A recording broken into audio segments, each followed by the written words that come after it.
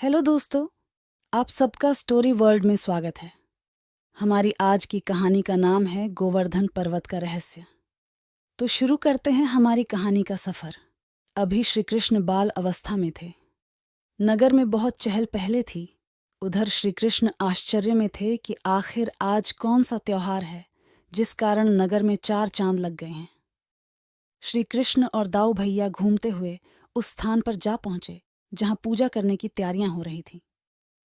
श्री कृष्ण आश्चर्य से पूछते हैं कि आखिर नगर में इतनी जोर शोर से किस त्योहार की तैयारी चल रही है।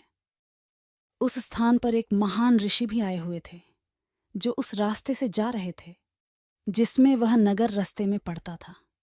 नगर वासियों ने ऋषि को देख वहां बुला लिया जो उस समय वहां उपस्थित थे। श्री कृष्ण की यह बात सुन लोग जवाब देते हैं कि आज इंद्रदेव की पूजा की तैयारियां चल रही हैं।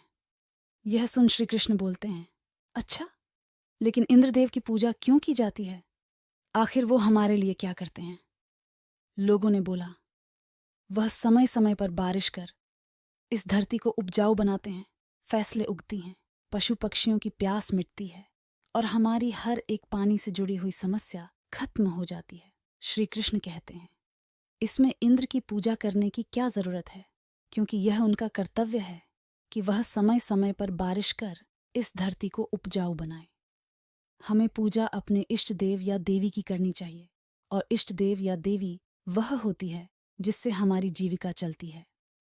जिस प्रकार किसान की जीविका उसकी फसल होती है, उसका इष्ट देव अन्न देवता होता है और व्यापारी की जीविका धन होता है या व्यापार होता है, उसकी इष्ट देवी लक्ष्मी होती है।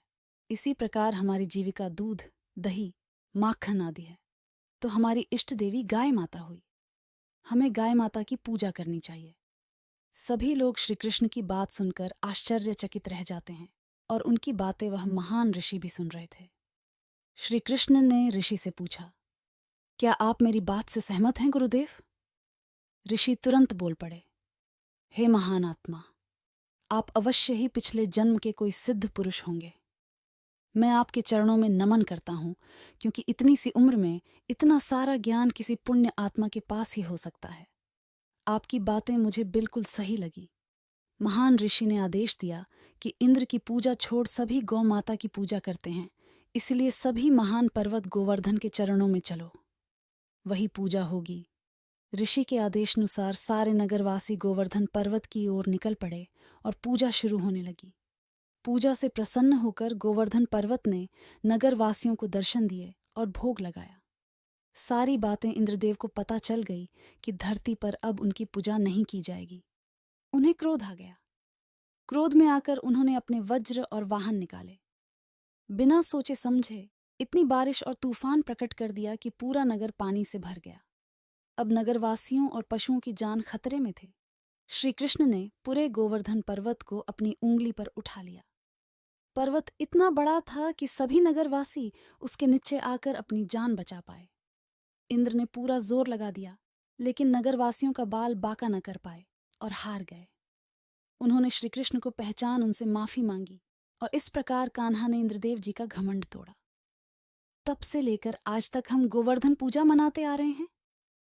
दोस्तों, इस छोटी सी कहानी से हमें यही सीख मिलती है कि हम कितने ही बड़े और काबिल क्यों ना बन जाए, हमारे पांव हमेशा जमीन पर टिके रहने चाहिए, वरना प्रभु परीक्षा लेने में देरी नहीं करते।